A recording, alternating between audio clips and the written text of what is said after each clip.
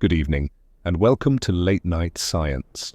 Tonight, we drift through the hush that existed before everything began.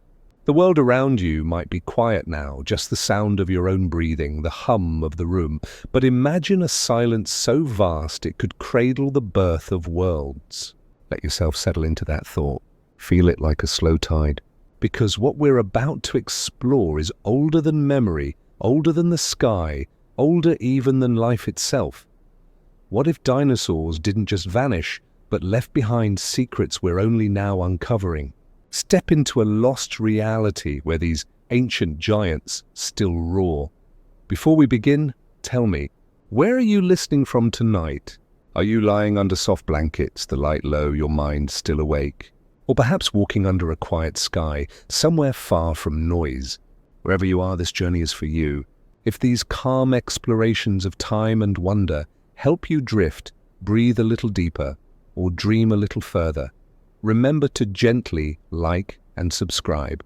It keeps our small corner of the universe glowing, and it helps more dreamers find their way here. Now close your eyes if you wish. Let's begin, not with life, but with before life. With the silence before time. The Earth was not yet the Earth you know. It was a restless, molten world, half-born and trembling under the weight of its own creation.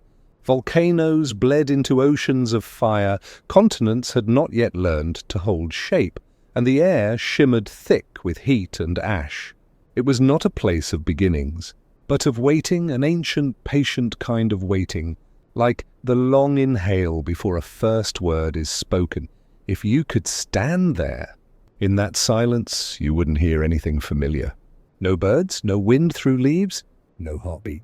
Only the low groaning of the planet as it tried to cool, the soft crackle of new stone forming from chaos.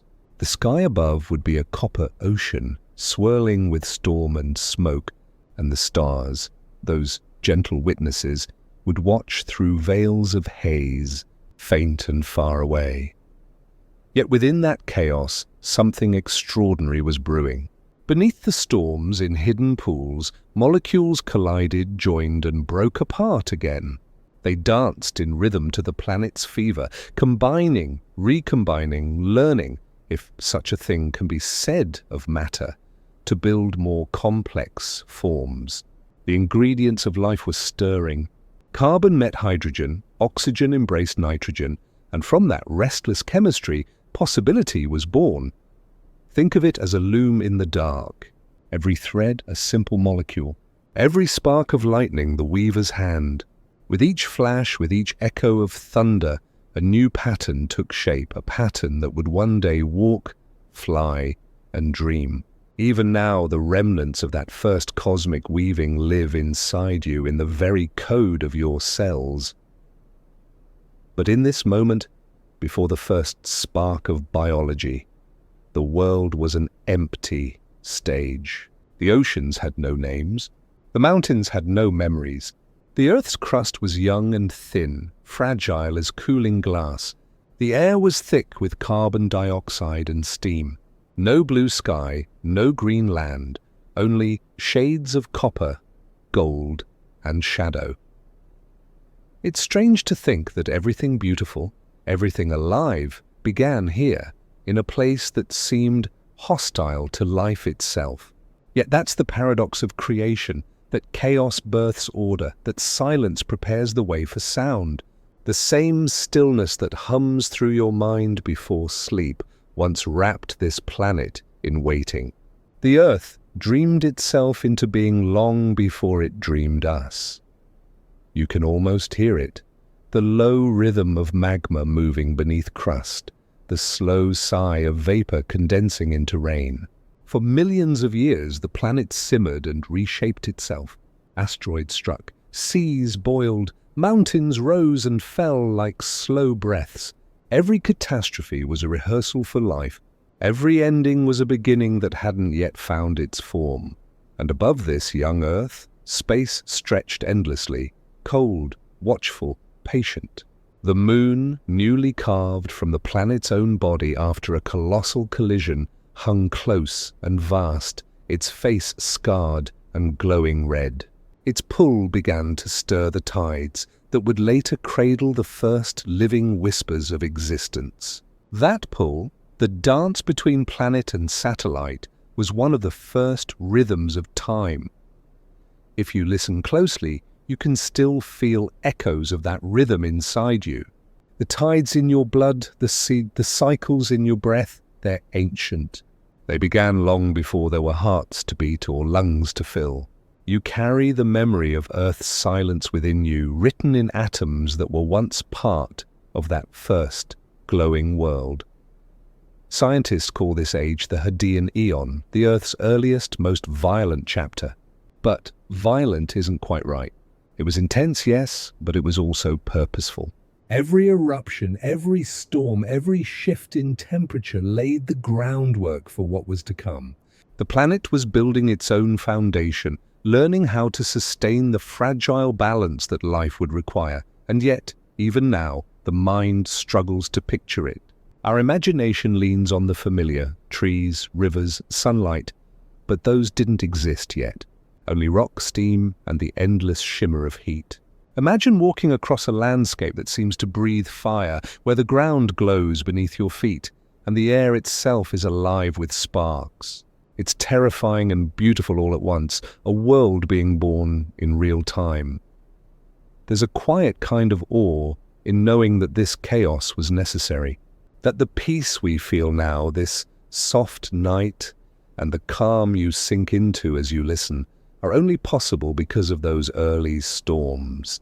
The silence before time wasn't empty, it was full of becoming. Every moment was potential waiting to unfold. When you look at the stars tonight, remember those same stars once looked down upon a lifeless Earth.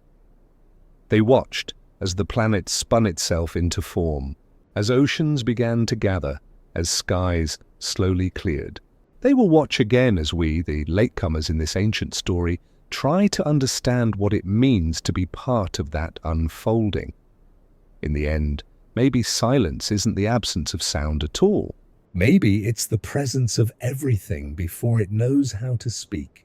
The silence before time was heavy with meaning, even if no one yet existed to hear it. And in that silence, in that long and lonely stillness, the earth was preparing. The magma would cool, storms would thin, the oceans would settle, and within their depths, invisible to any eye, the first delicate patterns of life would begin to form. The silence, it seems, was never empty. It was listening, listening for the first heartbeat, the first ripple, the first whisper of something new. Perhaps the question then is not how life began, but whether the planet itself wanted to wake. Did the Earth long for company? Did it dream of the creatures that would one day walk across its cooled skin, look up, and wonder who came before them? The silence holds its secrets close, but soon the breath of a forming world will break it. The silence has broken, though softly. You can almost feel it, a low hum beneath the crust, a pulse awakening in the dark. The earth, once shrouded in fire and vapor, begins to take its first breath. The air is still heavy with the scent of minerals and storm, but something subtle has changed. The violence of birth is slowing. The world exhales, and in that long, quiet breath, life begins to stir. Imagine looking down from far above, through layers of haze and steam, at a planet still glowing faintly from its creation. Volcanoes bloom, across its surface like scars of light, each eruption spilling rivers of molten stone that wind across continents still finding their shape. The air is thick, tinted orange by the ash and the sun's muted glow. Lightning splits the clouds again and again, striking the surface, charging it with restless energy. Each flash carries a whisper of possibility. The seas that once boiled begin to cool. They collect in basins carved by shifting crust, shimmering pools that stretch into vast, dark oceans. In their depths, chemistry begins its secret work. Simple molecules drift and collide, cling and separate, obeying only the quiet laws of attraction written into matter itself. Hydrogen embraces oxygen, carbon forms intricate rings, nitrogen dances through it all like a patient artist, sketching the first outlines of life. It's strange to think that something as delicate as life began here, in a world that still trembled, burned, and cracked under its own heat.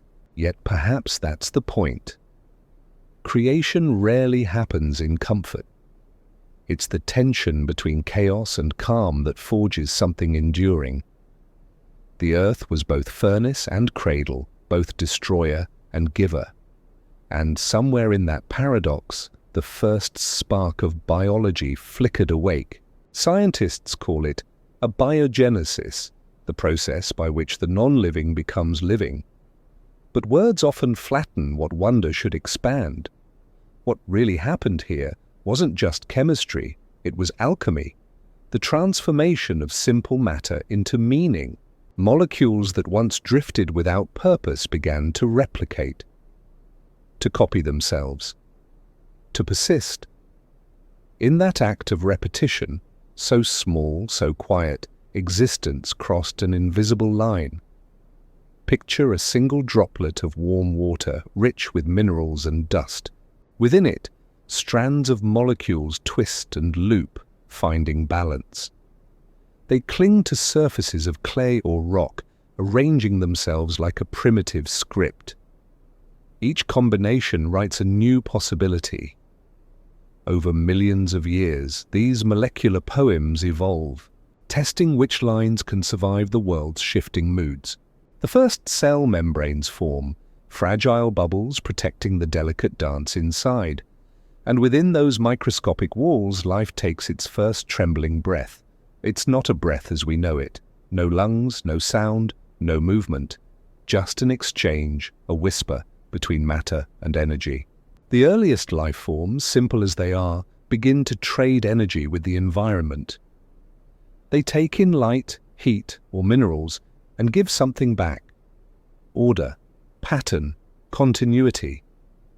The planet has become self-aware in the smallest possible way, through organisms too tiny to see, too humble to name. Close your eyes and imagine it.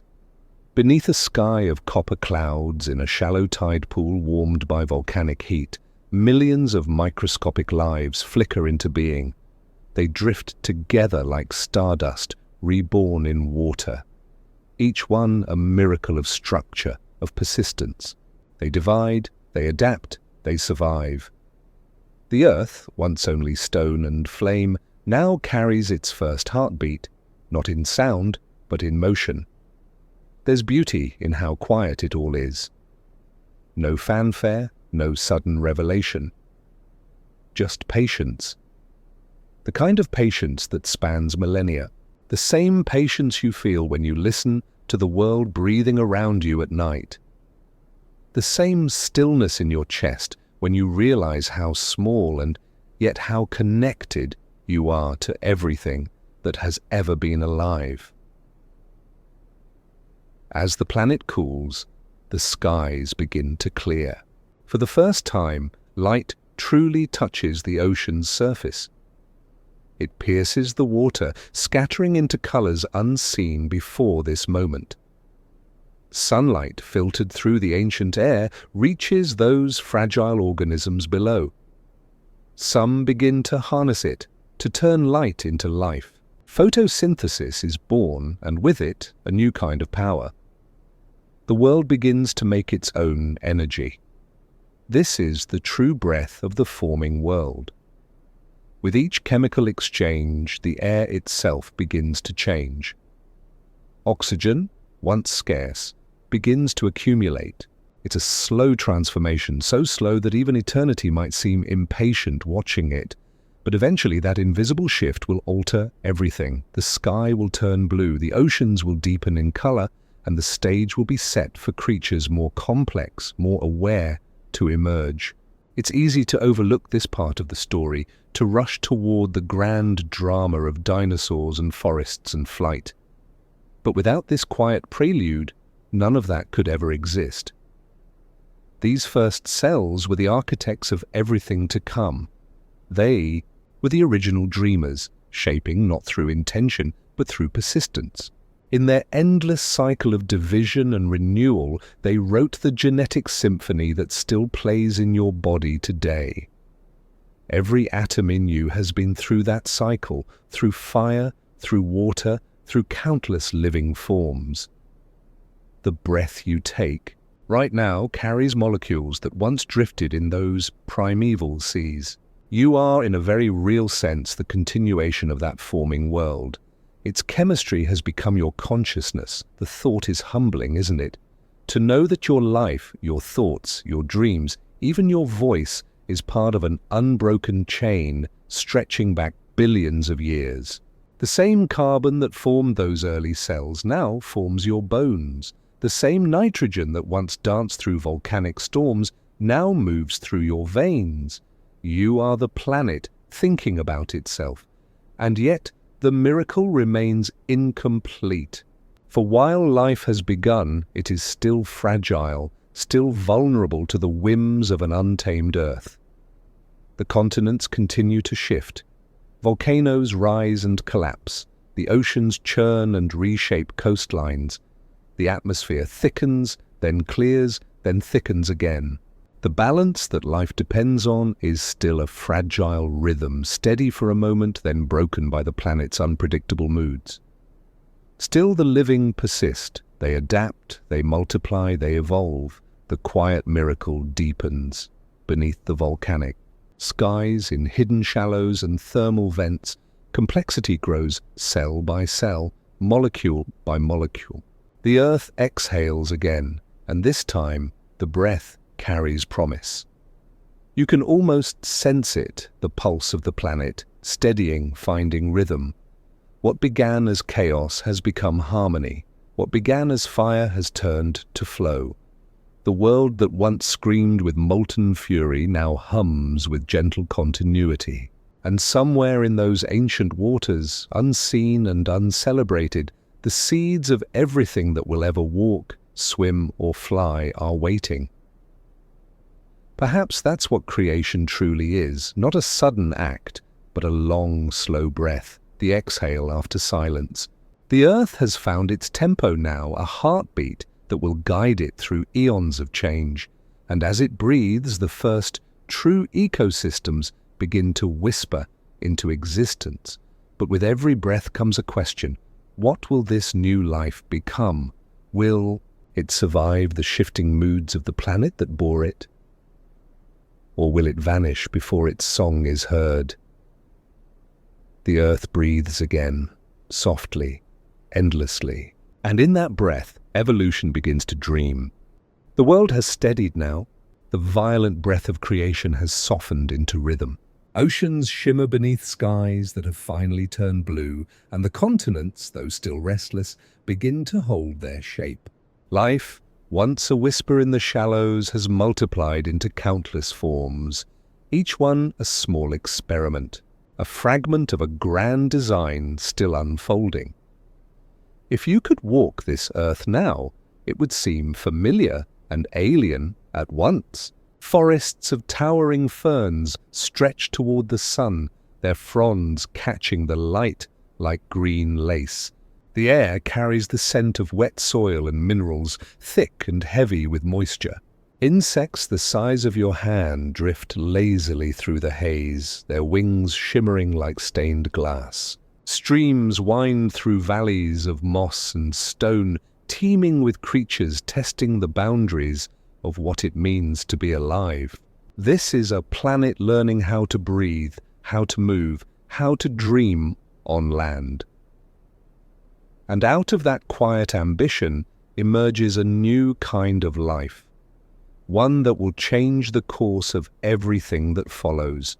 From amphibians that once clung to the safety of the water come small, scaly pioneers inching their way across the mud. They are not impressive at first glance, small bodies, slow movements, uncertain steps. But within them something extraordinary is happening. Their lungs grow stronger, their bones harden, their skin thickens to hold water within. They are learning independence, the art of living beyond the sea's embrace. These early reptiles are the architects of survival. Their invention is not in what they build, but in what they become.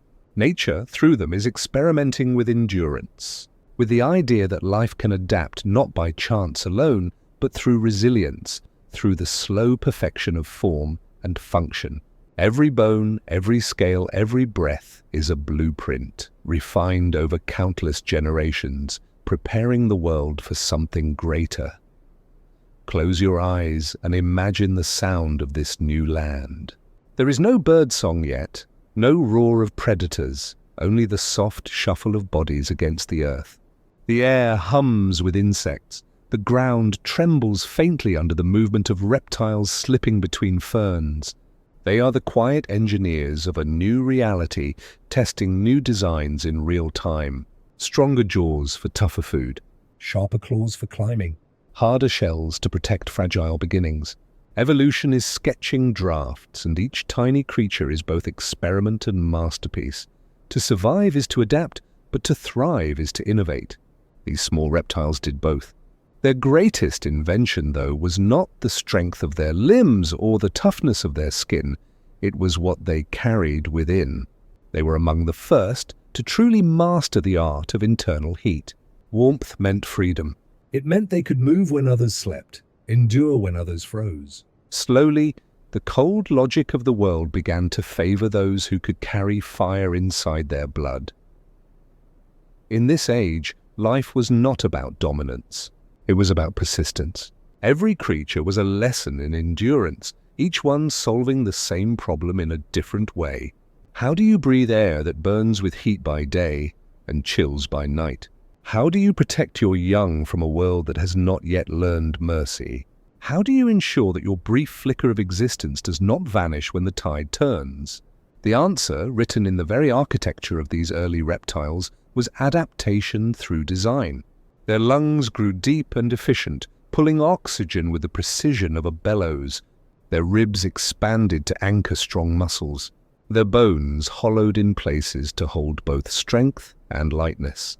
Each adjustment, each subtle change, was a response to the whispers of the environment: heat, hunger, fear, and time. And as the land changed, so did they. Some grew larger, their bodies stretching into new proportions to match the growing forests.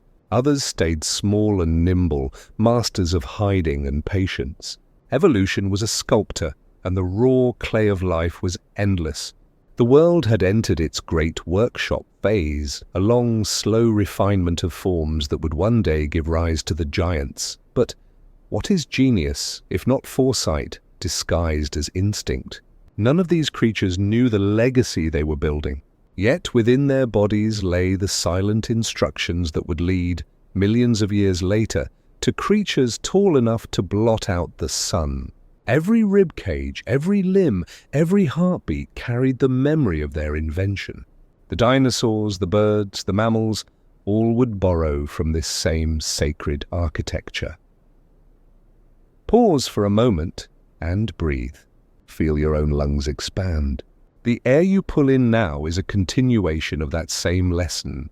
Your breath is theirs, refined, evolved, perfected. The mechanics that keep you alive tonight were born in the lungs of ancient reptiles who taught the world how to breathe more deeply, how to live more completely. There is something poetic about that inheritance. The world was still young then, still writing its first drafts, yet it was already thinking ahead. It was designing not just for survival, but for possibility. Within those small reptilian bodies lay the seeds of wings, of warm hearts, of intelligence. They were not mistakes of nature, they were rehearsals for greatness, and above them the stars watched silently, as they always do. The same stars you can see tonight. Did they know what was coming? Did they sense that the tiny, heat-bearing creatures below were the first faint echoes of the thunder that would one day shake the earth? It is comforting to imagine so, that the universe, vast and indifferent, paused for a moment to notice its own creation taking a new form. But life on this early Earth was never gentle. The air still carried the tang of volcanic dust, the soil still trembled with movement.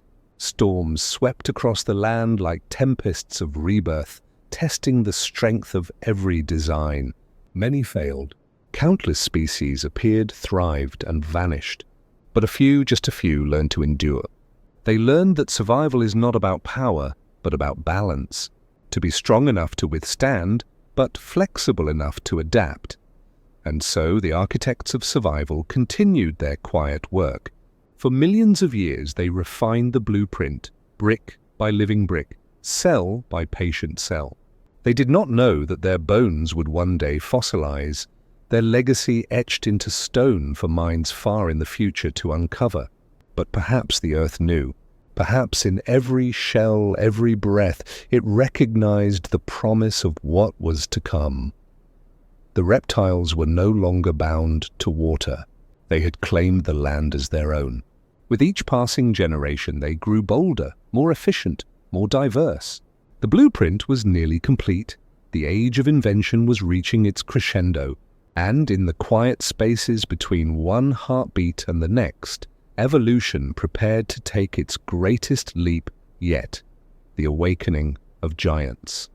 The Earth had been patient. For hundreds of millions of years, it had tested its designs, breaking, mending, and reshaping life in an endless cycle of invention. But patience, even in nature, has its moments of revelation. One day, if day can describe such deep time, the quiet forests stirred with a new rhythm.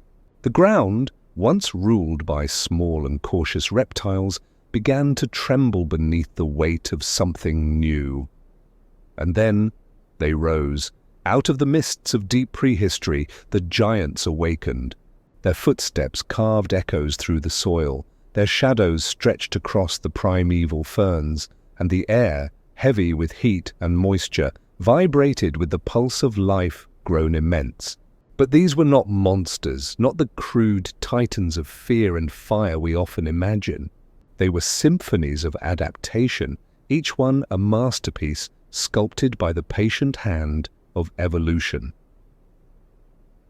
Dinosaurs. Even the word carries the resonance of something ancient and awe-inspiring. But to the world that first beheld them, they were not legends. They were inevitabilities. They were the next logical step in a planet's long conversation with life. Evolution had learned efficiency, learned endurance. Now it was ready to learn magnificence. Picture the world then. A lush, endless expanse of green under a sun that burned hotter than ours. Rivers wound like veins through fern jungles. Dragonflies as large as birds drifted through the steaming air. Volcanoes still whispered smoke into the horizon, but their fury had softened into memory. The continents had settled into slow motion, and the Earth's climate had reached a fragile balance, a perfect stage for greatness. From the blueprints of the small reptiles came new forms that defied imagination. Their bones stretched, their lungs deepened, their hearts learned power. Some grew long necks that reached the highest canopies. Others evolved jaws strong enough to shear through the armor of rivals. But what truly set them apart was not size, it was innovation. Feathers, hollow bones, and efficient metabolisms. Their bodies were laboratories of possibility. The earliest dinosaurs were not yet the colossal beasts we picture today. They were quick, elegant, and light. They ran across open plains on two legs, balancing on tails as flexible as whips. Their eyes, sharp and forward-facing, hinted at intelligence and strategy. The world around them teemed with opportunity, and they seized it. Each species was an answer to a question the Earth kept asking. How far can strength go? How fast can life move? How adaptable can a creature become? And the dinosaurs answered not with words, but with form. The long-necked sauropods became the architects of height, reaching for sunlight untouched by others. The armored stegosaurs and ankylosaurs turned their skin into living fortresses. The raptors, clever and coordinated, transformed hunting into art. Each adaptation was an idea made flesh, a line in nature's evolving poem. The forests of the Jurassic were alive with color and sound. The calls of creatures echoed through the canopy, blending into a chorus of survival. Feathers shimmered, not just for flight, but for warmth and display. Scales glistened in the rain. Great herds moved together in synchronized power, their footsteps leaving impressions that would one day become fossils, messages to a future species that would wonder what it all meant. If you could stand there, amidst them, you would not see monsters. You would see grace, colossal bodies moving with precision, their every motion a balance of muscle and air. Even the mightiest predators were dancers in a larger rhythm, their hunts a kind of brutal elegance. The earth had entered an age of beauty born from competition, a harmony woven through chaos. To breathe in that world was to feel life at its peak. Oxygen flowed through the air in abundance, fueling vast hearts and tireless limbs. Plants grew taller, greener, thicker. The planet itself seemed to exhale more deeply, as if proud of what it had made. Every sunrise revealed a landscape alive with movement, a living cathedral of evolution's ambition. But all greatness carries within it the seeds of change. For every predator that thrived, another vanished. For every new adaptation, an old one became obsolete. The balance of survival is never still. It shifts, it demands, it reshapes. Even among the giants, the struggle never ceased. The climate wavered, seas advanced and retreated, mountains rose and fell. And through it all, the dinosaurs adapted again and again, as though the very act of changing had become their nature. Some grew feathers for insulation, an echo of warmth that hinted at what was to come, the birth of flight. Others shrank, not in failure, but in refinement. Where one lineage stretched toward the heavens with colossal size, another discovered the power of lightness, of air, of mobility. From these experiments, a new kind of wonder began to emerge, small, feathered creatures that fluttered between branches, testing gravity's patience. The first birds. The age of giants was not just about size, it was about imagination. Evolution had learned to dream in color, in motion, in sound. The dinosaurs were its most expressive language. Each creature, from the lumbering titan to the darting flyer, carried within it a note of that grand cosmic melody, the story of life expanding into every available space, every possible form, and yet beneath the beauty, the clock of the earth still ticked. Time is the one architect that never sleeps. The same forces that lifted these creatures into dominance were already shaping their end. The continents continued to drift. The air cooled, then warmed, then cooled again. Ecosystems rose and fell like the breath of a sleeping god. And in that slow heartbeat of epochs, even the giants could not last forever. But for now, in this golden chapter of the planet's story, they reigned. The earth belonged to them, as much as the air belongs to the wind. From mountain to sea, from forest to desert, life bowed to their presence. They were not mistakes of nature. They were its masterpiece. Stand beneath a modern sky tonight and look up. The stars that shimmer above are the same that once shone on their backs as they slept beneath ancient trees. The same constellations that watched over the first warm-blooded breath now gaze upon their descendants, the birds, tiny echoes of thunder given feathers and song. When the giants awoke, the world changed its rhythm forever. It learned what power looked like when tempered by grace, what endurance looked like when shaped into beauty, and what life could become when the universe dared to dream bigger than survival. For in their rise, the earth found its voice, and it roared.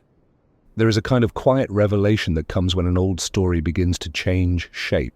For generations we imagined dinosaurs as slow, scaled colossi, cold-blooded monsters lumbering through steaming swamps driven only by hunger and instinct. That image, painted in the early days of science, still lingers like a ghost in our collective imagination. But the Earth has a habit of correcting our myths, and as the fossils began to speak in clearer voices, another truth emerged, one more intimate, more alive, and infinitely more wondrous. They were not the sluggish beasts we once thought. They were warm. Their blood ran fast. Their hearts beat hot beneath feathers and skin. And that single shift from cold to warm rewrote everything we thought we knew about them. Warm-bloodedness is more than biology. It is tempo. It means a life lived in motion, fueled by constant fire. To keep such a body alive, you must eat often, move always, and burn bright. Warm blood is ambition written into flesh. It is energy, curiosity, and endurance entwined. It is the difference between surviving and thriving. Imagine a dawn in the Cretaceous. Mist hangs low over a fern-filled valley, the air rich with the scent of wet earth. A small dinosaur, perhaps a troodontid, bright-eyed and watchful, emerges from the undergrowth. Its breath clouds faintly in the cool morning air. Inside its chest, a warm heart beats steadily, regulating not only life but intention. It's not waiting for the sun to heat its muscles. It's already alive, already alert. Its world begins the moment it opens its eyes.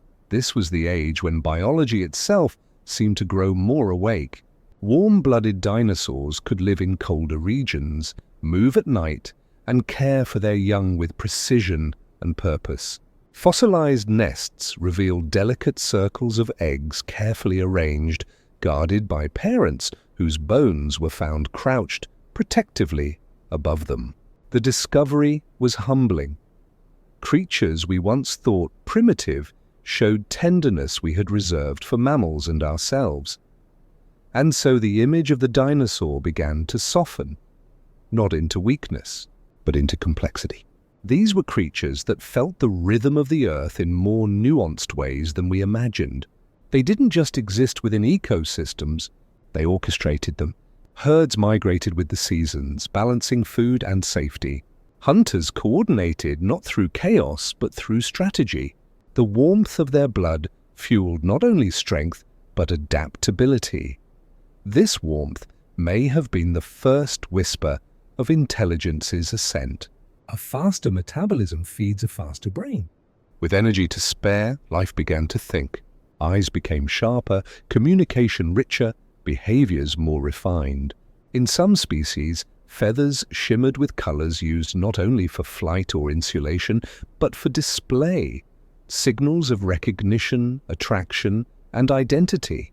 A language of beauty began to bloom across scales and wings. Science paints these details slowly, layer by layer, like restoring an ancient mural.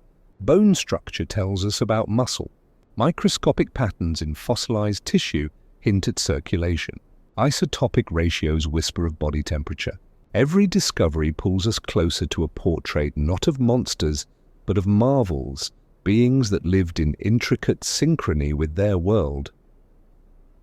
To be warm-blooded is to live in time differently. Each heartbeat is a spark, a moment of now that refuses to wait. It demands presence. It demands fuel.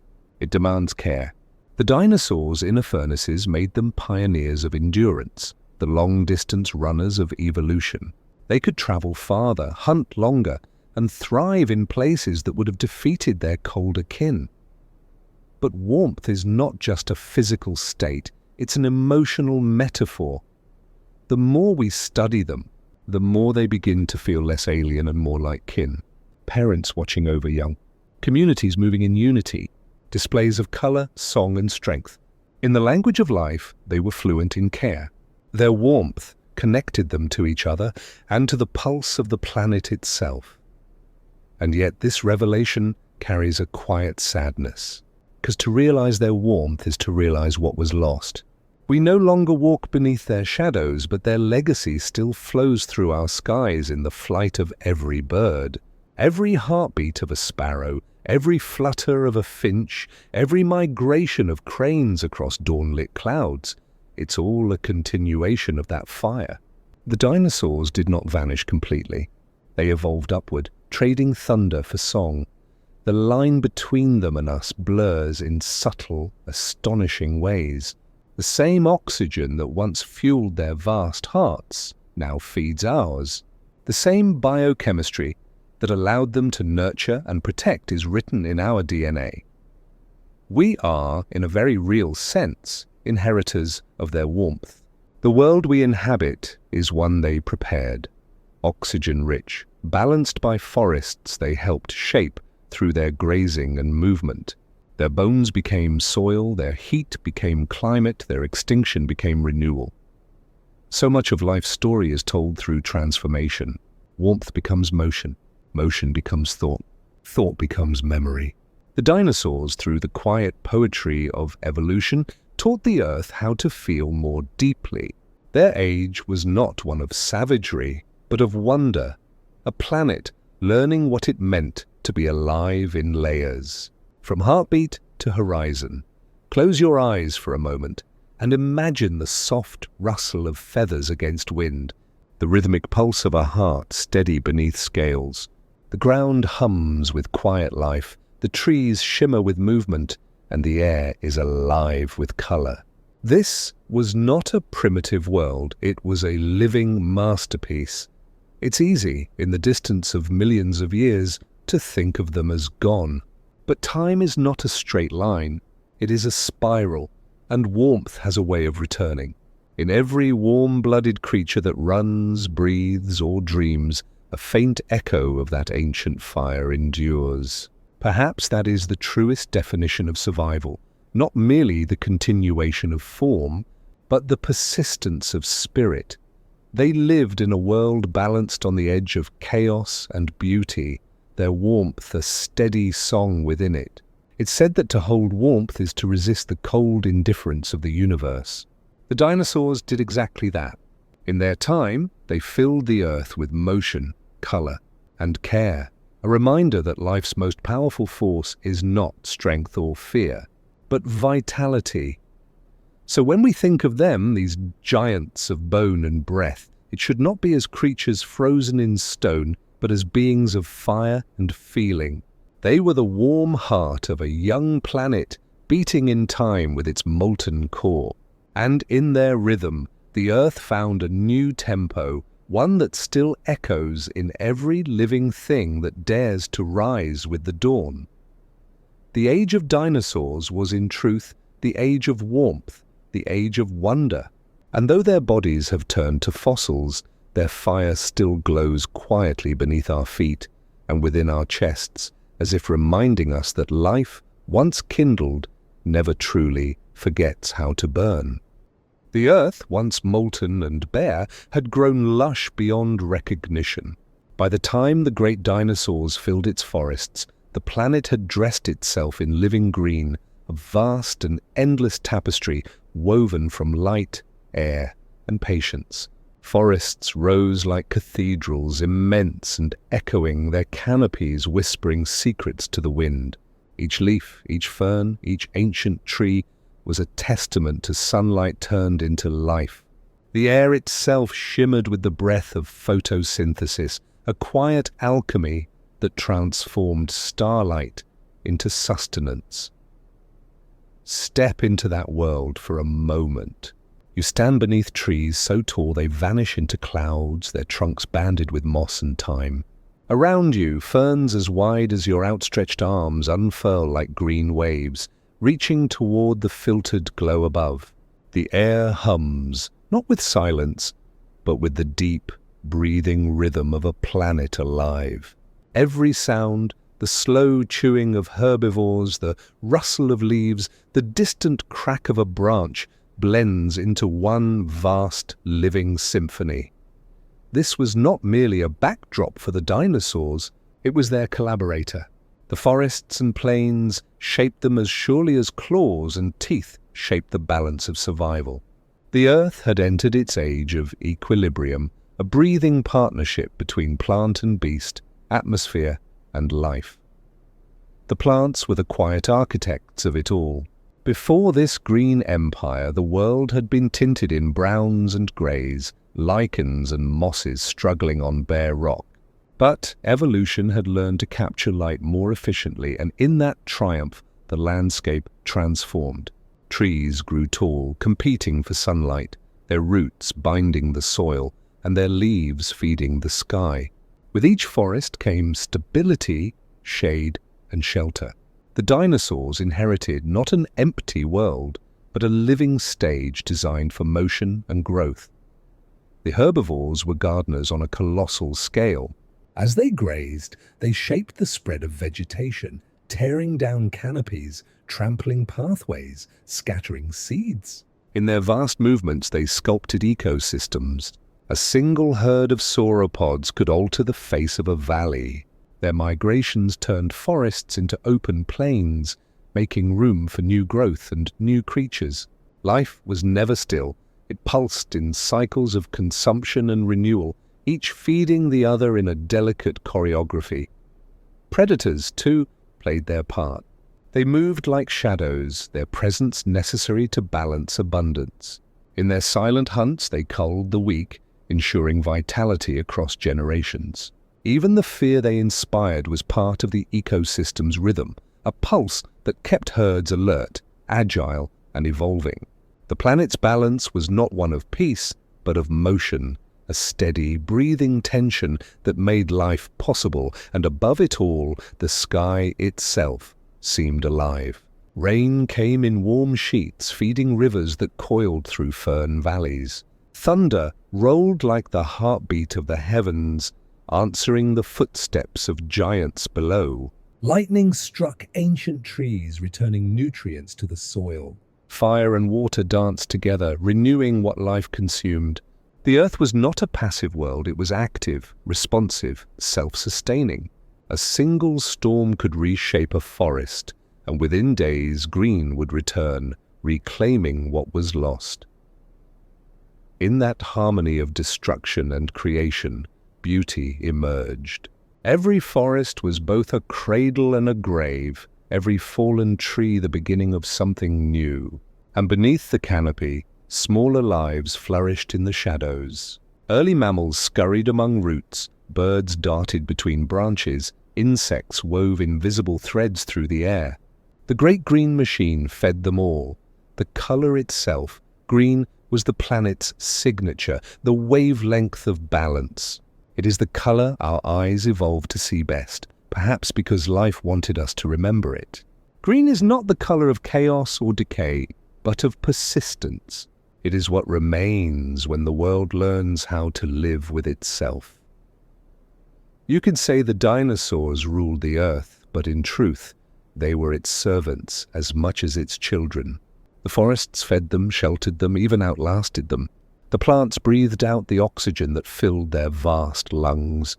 In return, the dinosaurs fed the soil with every footprint, every death, every generation that passed into fossil and dust.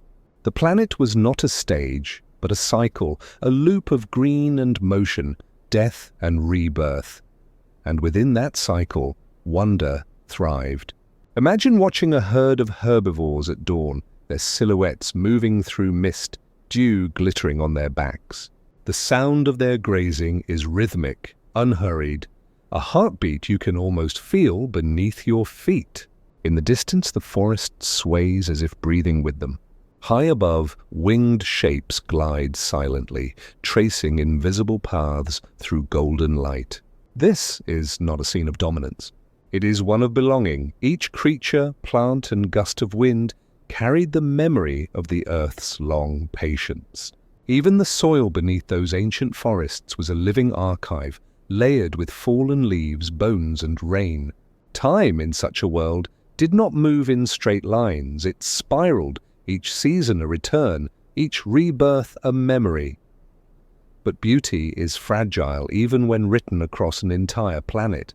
As continents drifted and climates shifted, green would retreat, then surge again. Forests would rise, burn, and rise anew. The dinosaurs adapted as the vegetation changed, following the greenery like nomads chasing the edge of life itself. To live in that world was to follow the rhythm of growth and decay, to trust that every ending fed another beginning. The Earth's pulse was steady then, yet Underneath, change was always gathering. The world was still experimenting, still evolving toward new forms of balance. Every leaf that unfurled, every creature that breathed, was part of that experiment. And somewhere deep within this endless cycle, the seeds of the next revolution, flowers, birds, mammals, were quietly forming. For now, though, the planet was at peace in its grandeur. Green ruled not as conqueror, but as caretaker. The forests were not just the lungs of the world, they were its memory, its breath, its soul. When you stand beneath a tree today and feel the wind move through its leaves, you are touching that same story. The forests that once trembled beneath the steps of giants still whisper the same ancient song, life feeds life. Growth follows decay, and the planet, in its infinite patience, keeps painting itself green again. And perhaps that is the quiet truth of it all, that the earth, even in its wildest ages, was never truly savage. It was nurturing, cyclic, and alive. A planet painted green, forever learning how to sustain its own beauty. High above the endless forests, where the wind carried the scent of ferns and rain, a new kingdom began to unfold. It was a realm without walls or boundaries, shaped only by the rhythm of air and the courage of those who dared to ride it. Here, above the canopy, the Earth's dreamers took flight. The pterosaurs, the first true lords of the sky, spread their wings and transformed the atmosphere into an ocean of motion. In the beginning, the sky was only a promise. It had been empty for too long, ruled by clouds and weather, untouched by flesh or feather. The land had its giants, the seas had their titans, but above them all stretched an infinity waiting to be claimed. Life, as always, was restless. It looked upward and saw possibility. The pterosaurs were its answer, a leap of imagination made real. Their wings were not born of fantasy, but of patient design. Evolution, ever the sculptor, had taken the humble bones of crawling ancestors and reshaped them into structures of delicate strength. Membranes of skin stretched between elongated fingers. Muscles evolved to harness the invisible currents. To fly was not just to escape gravity, it was to collaborate with it, to learn its language. And so the first flyers rose, trembling at the edge of wind, and did what no creature before them had done. They trusted the air. Imagine the sound, the faint crackle of wing membranes catching dawn light, the soft whisper as they tilt and glide, turning the invisible into grace. Beneath them, forests ripple like emerald oceans. Above them, the sun glows like a second sea. Each current, each gust, is a tide to be read and mastered. The sky, once empty, now thrums with life. The pterosaurs turned air into architecture.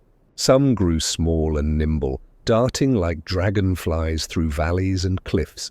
Others became vast as gliders, with wingspans longer than the height of a giraffe. They learned to soar for hours, even days, without rest, riding thermals with quiet intelligence, letting the planet's breath carry them from one horizon to the next. Theirs was a mastery of dimension, a rewriting of life's geography. The largest among them, creatures like Quetzalcoatlus, were as much myth as animal. When they unfolded their wings, they spanned the width of a small plain. Yet despite their enormity, they were delicate, bones hollow but strong, muscles tuned to the subtlest whispers of wind. To see one launch itself into flight was to witness the intersection of power and poetry. Below, the dinosaurs reigned over soil and leaf. Above, the pterosaurs ruled the unseen. Their flight was not reckless, it was orchestral. They moved with purpose, gliding in spirals to scout the earth below, diving toward lakes for fish, or snatching small prey in mid-air.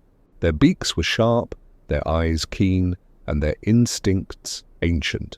Some nested on cliffs, guarding their eggs from wind and predators. Others built colonies so vast that the very rock seemed alive. The sky was no longer a void. It had become a kingdom, and what a strange, beautiful kingdom it was.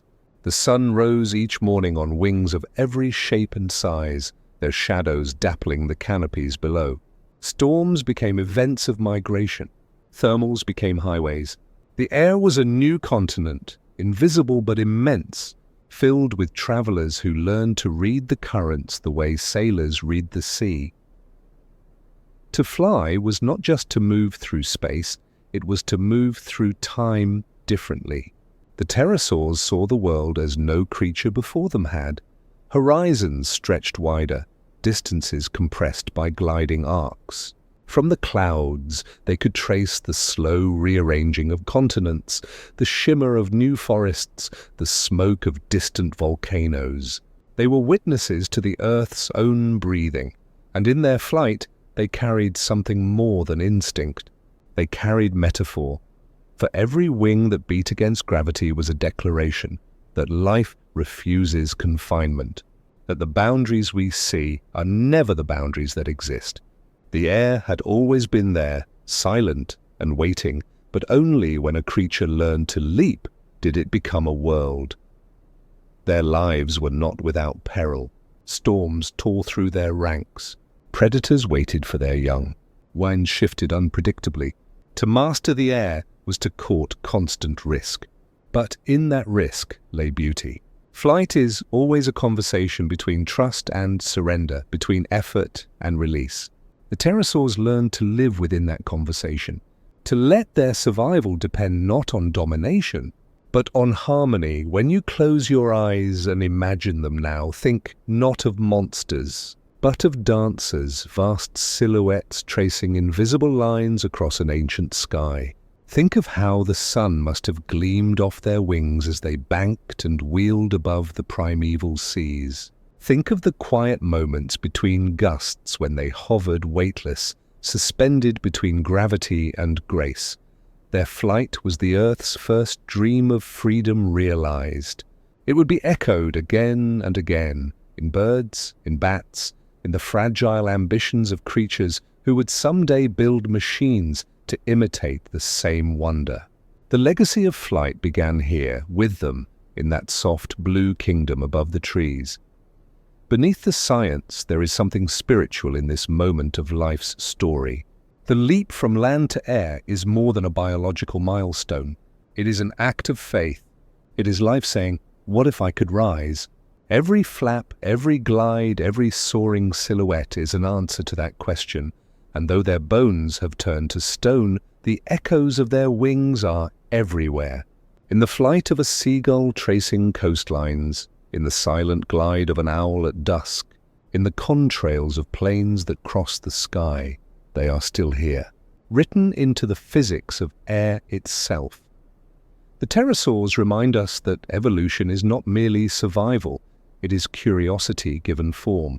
When the seas were full and the forests crowded, life looked upward and saw an empty canvas. It saw the sky and it began to paint. The kingdom in the clouds was never meant to last forever. But while it reigned, it redefined the possible. The air, once untouchable, became a place of belonging. And when the last of the great flyers fell, they left behind not emptiness, but inspiration. The sky would never again be silent. Because once the earth learns to dream in flight, it never forgets how to imagine the air. Beneath the surface of ancient seas, where sunlight fractured into ribbons of silver and blue, another world was taking shape, one as vast, as complex, and as alive as the kingdoms above. While the dinosaurs thundered across the continents and the pterosaurs painted stories across the skies, the oceans carried on with quiet sovereignty. They had ruled long before any creature walked on land, and even in the age of giants, the seas remained the planet's deepest, most secret empire. The water was warmer then, heavy with life and motion. Waves lapped against continents, still rearranging themselves, carrying whispers from distant shores. Beneath those waves, evolution was dreaming in fluid form. Every current, Every shimmer of light, every sound that echoed through the depths belonged to a realm where the rules of land did not apply. Gravity loosened its grip. Movement became effortless. And in that freedom, life grew strange and magnificent. Here swam the ichthyosaurs, creatures shaped by the sea's own imagination. Their bodies, sleek and torpedoed, mirrored the dolphins that would come millions of years later, though no kinship bound them. Their eyes, vast and unblinking, were made for darkness, for the pursuit of prey in shadowed depths. They moved through the water like thoughts, swift, silent, precise. To watch them would be to witness muscle and instinct refined to near perfection. Alongside them glided the plesiosaurs, elegant and haunting, with necks that stretched like serpents through the blue. Their movements were slow, deliberate, almost ceremonial, as if the ocean itself had granted them passage through its sacred corridors.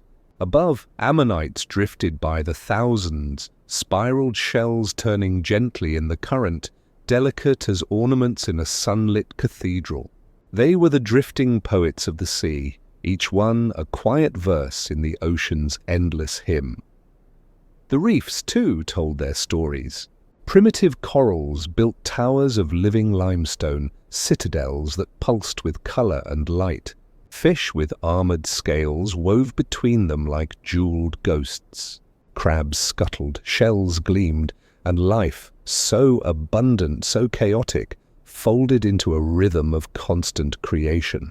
The ocean was not still. It was alive with endless invention, a breathing tapestry of flesh and color. To look upon it now through the lens of fossils and sediment is to glimpse an alien earth that feels both foreign and familiar. Every scale and fin carries the memory of struggle, the competition for light, for food, for survival. Yet within that struggle lay elegance. Nothing in this hidden empire was wasted. Every motion had meaning, every design a purpose honed by the ages. The seas were the planet's first cradle, and in a sense they never stopped being one.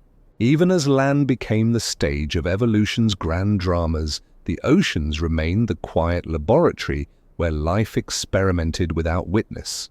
Here, forms could change more freely, grow stranger, softer, more fluid, and so they did. Imagine drifting through those waters, no human eyes to disturb the balance, no noise but the rhythm of your own breath.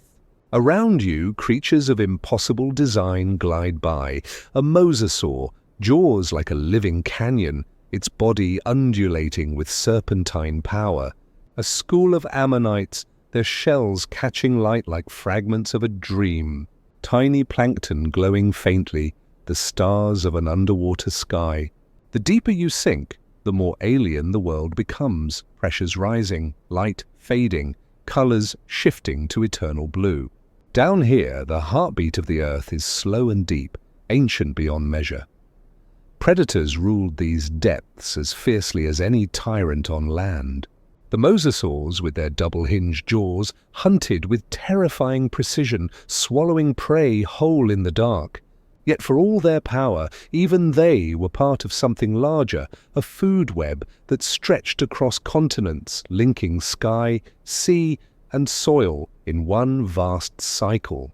When they died, their bodies sank, feeding unseen ecosystems at the ocean floor, where worms and microbes continued the eternal work of renewal. It's easy to think of the sea as separate, but it has always been connected to every breath on land. The great ferns and forests above depended on the carbon drawn into the ocean's depths. The rain that fed the rivers once fell from clouds born of evaporated tides. Even the dinosaurs, in their might, were children of the sea's chemistry. Every drop of blood that moved through their veins had once been part of salt water. In that way, the ocean is not a place apart.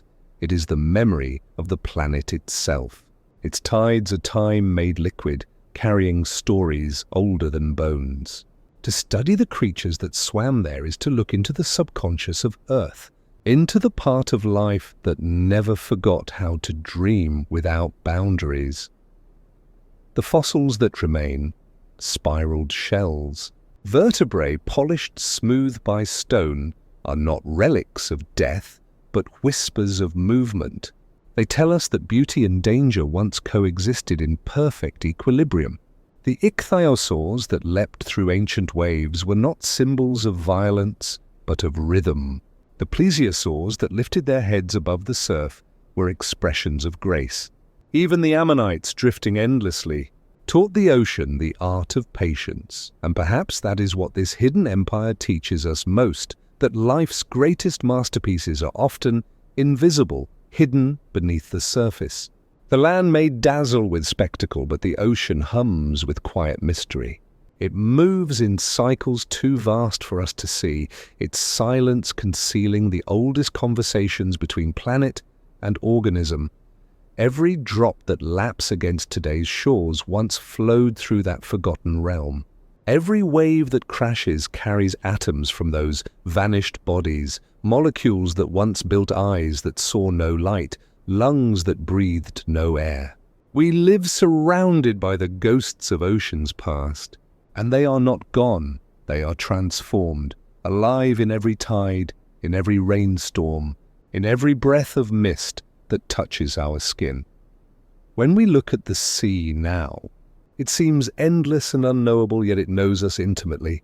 It remembers every shape life has taken, every rise and fall of creatures long gone.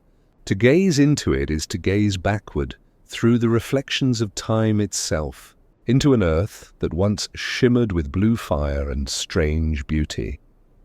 The giants of land may have ruled the world we can see, but the oceans ruled the one we can feel, the hidden empire beneath our reflections, where life began, evolved, and learned to dream of all the worlds above.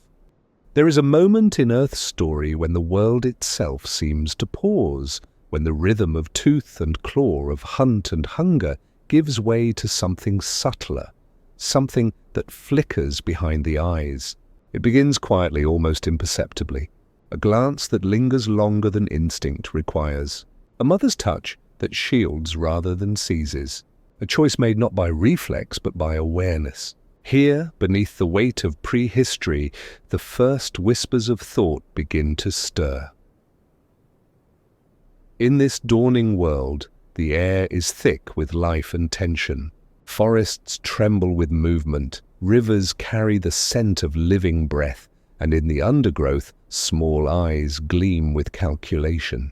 Raptors, clever, restless, alive with intention, move through the shadows like ghosts of future intelligence.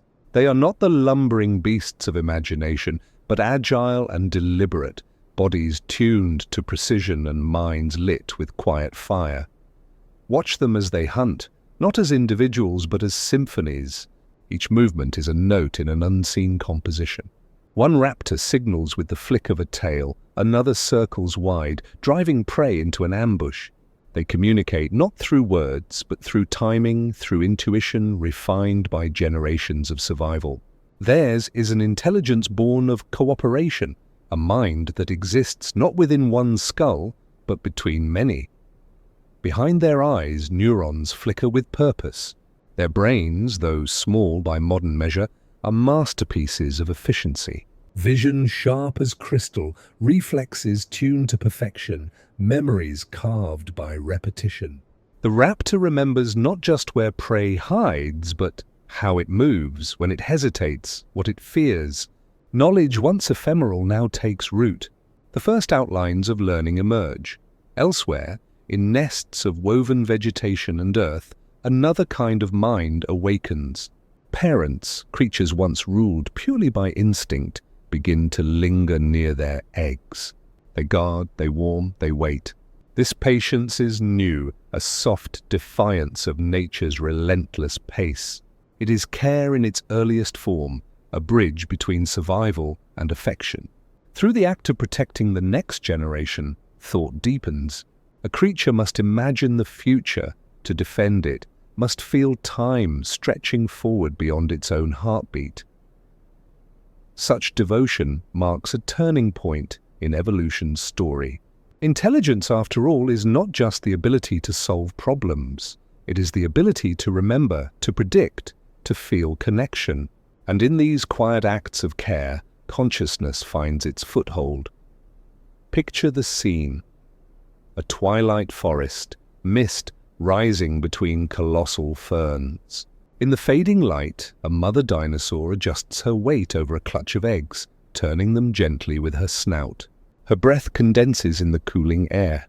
Somewhere nearby, her mate keeps watch, still as stone but listening, every muscle poised. The night carries sounds both ancient and familiar. The hum of insects, the distant roar of something vast. The heartbeat of a world on the edge of awareness. Inside those fragile eggs, something extraordinary unfolds. Not merely life, but potential. Neurons connecting in complex patterns, forming maps that will one day guide movement, sound, and thought.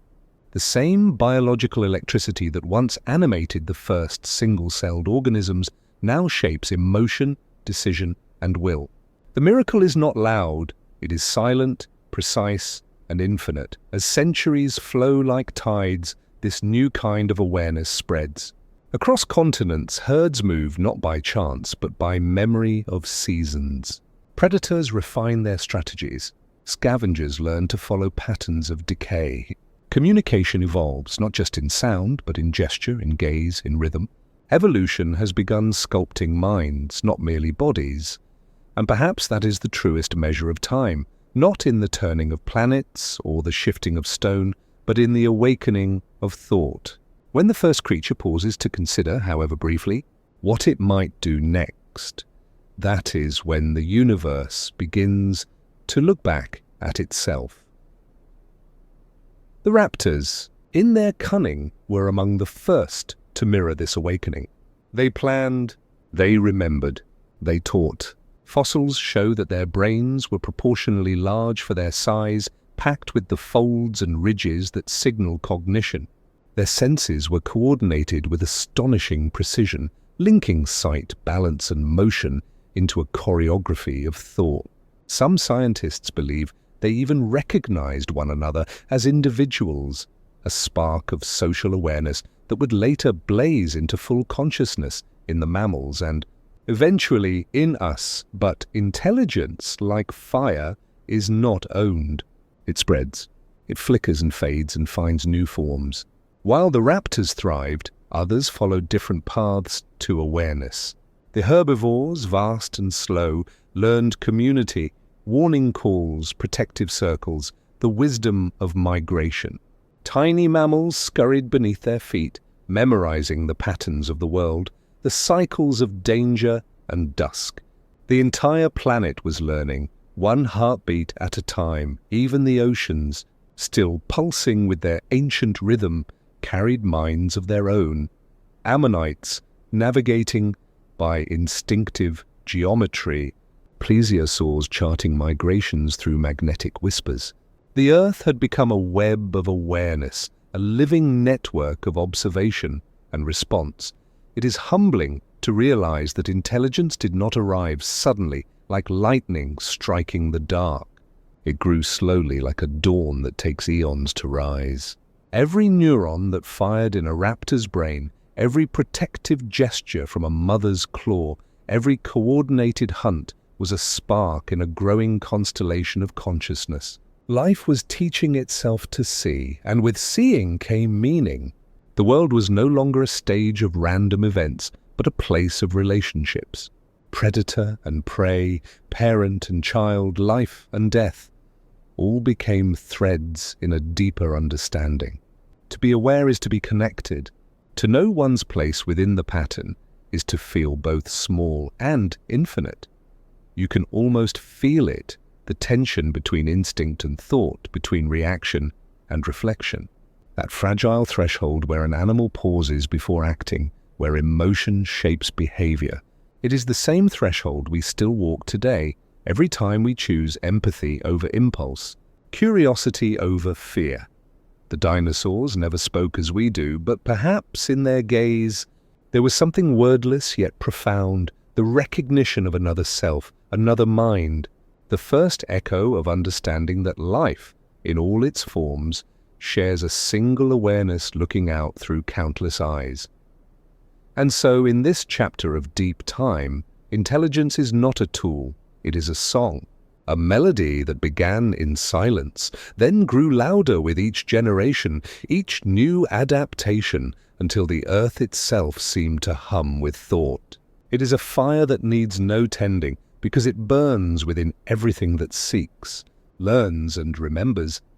When we look back now, tracing our own lineage through that long, unbroken chain, we are not staring into the eyes of monsters, we are meeting our ancestors in the quiet before language. Minds that dreamed without words, that knew without reason, that lived in pure awareness of the moment. Perhaps that is what they leave us. Not just fossils of bone, but fossils of thought. The reminder that intelligence is not ours alone, but part of the planet's long, unfolding dream. And if you listen closely to the wind that moves through the forests today, or the eyes that watch from the wild, you might still hear that ancient hum, the first dawn of minds, still burning, still alive in everything that thinks. There is a strange quiet that comes before a turning point. Not silence, but the kind of stillness that hums beneath the surface, an invisible tension between what is and what is coming. The world of the dinosaurs, once so vibrant, so certain, now stands at the edge of imperceptible change. You could not have seen it if you were there. The forests still shimmered with light, rivers still coiled like veins through living green, and the air still echoed with calls that filled the sky. Yet beneath it all, something was shifting. The rhythm of the earth was changing tempo. Even in paradise, the clock ticks. The planet, always in motion, was realigning its bones. Tectonic plates groaned beneath the oceans, pushing mountains higher, opening new seas and closing old ones. The continents, those great drifting islands of time, moved with glacial patience, their dance redrawing climates and coastlines alike. What had been warm and wet became dry and open. Forests thinned, grasslands hinted at their coming. Each tremor in the Earth's crust rewrote the fates of creatures above. To the dinosaurs, these changes were not sudden catastrophes, but slow, invisible whispers. A season a little drier, a migration that ended in emptiness, a nest left exposed by the shifting of a riverbank. Life adjusted, adapted, held on. But every adaptation came with cost. The balance that had sustained them for millions of years began to sway. The world changes not with malice but with inevitability. Nature does not seek harmony, it becomes harmony only for a time before dissolving into something new. Volcanoes, painted skies with ash that lingered for years, dimming sunlight, cooling oceans. Entire regions that once thrived under tropical rains found themselves wrapped in drought. The very air thinned of its warmth, and creatures that had grown large under abundance began to struggle under scarcity. Yet even as old worlds faltered, others were born. New species rose to meet new challenges. Feathers grew longer, lungs became more efficient, instincts more cautious. Evolution's hand did not rest. It never does. It simply changes tools. The creatures that survived were those that learned to listen to the planet's new rhythm. If you could stand there, somewhere in the heart of the late Cretaceous, you might not feel fear, only unease. The beauty of that era remained, but its balance had grown delicate. Rainforests shimmered in damp heat, but their edges frayed into plains. Oceans sparkled, but currents grew unpredictable. What had been timeless was now temporary, though no creature could know it. And perhaps that is the cruel wonder of life. It thrives even as the ground beneath it begins to slip away. The herbivores, still grazed in herds that moved like tides of living color. Predators still stalked them with patient grace. The skies were still alive with wings, the oceans still bloomed with light. Yet each generation was a little smaller, a little more cautious, a little more adapted to a world subtly shifting out of tune. The Earth has always been both creator and destroyer. Beneath its surface, molten tides flowed like restless thought. When they rose, mountains were born, but so too were endings. Each eruption, each tremor, each cooling of the seas was part of a larger pattern, one we can only see now from the distance of time. To the dinosaurs it was life as usual, but to us it is the slow ticking of an ancient clock counting down. The balance was more than environmental, it was chemical, cosmic, celestial. The orbit of the Earth wobbled ever so slightly. The tilt of its axis changed the reach of sunlight. Even the stars above shifted their constellations, altering the planet's subtle rhythms. Life on Earth has always danced to these invisible forces: gravity, temperature, magnetism, the breath of the sun itself. The dinosaurs, though mighty, were bound by these unseen threads. When they tightened, everything trembled, and still beauty persisted. In that fragility there was grace. Vast herds of hadrosaurs crossed drying floodplains in search of water, their calls echoing through the dust like morning songs. Pterosaurs soared through thinning air, wings glinting in fading light. Tiny mammals, barely noticed, scurried between roots, taking refuge from the larger world's slow unraveling. The great cycle of life continued, unaware that its golden age was waning. If you listen closely to the fossil record, you can almost hear the shift. Layers of sediment tell a story of transitions: lush to barren, wet to dry, abundance to scarcity. Bones become smaller, rarer, scattered farther apart. Seeds of new plants appear, better suited to cool climates. It is as if the planet itself began turning a page, its ink still wet with change. And yet, there is no cruelty here, only transformation. The universe knows no permanence, only motion. Balance, by its nature, is fleeting, a momentary pause between forces that never truly rest. Even now, our own world lives on that same edge. Ice melts, air warms, species vanish, and new ones take their place. The lesson is not despair, but humility. Life does not end when balance is lost. It evolves into a new one. For the dinosaurs, this shifting ground was both cradle and countdown. They adapted magnificently, enduring every turn the Earth made. But every system has its limit, every equilibrium a breaking point. The warmth that once nourished them now began to betray them. Oceans that had given life became unpredictable, acidifying, unstable. Forests that once fed them grew patchy, replaced by plants that no longer fit their diet. The great pulse of the Cretaceous was slowing, not from tragedy, but from the natural exhaustion of time. And perhaps if we could listen closely enough, we might hear the world whispering its own eulogy, not in sorrow, but in completion. Every ending is also an offering, a clearing of the old to make room for the next. The dinosaurs were not doomed by failure, but by success. They had become the perfect expression of their age, and perfection leaves no room to grow. In the end, balance is not a destination, but a breath, a moment between two transformations.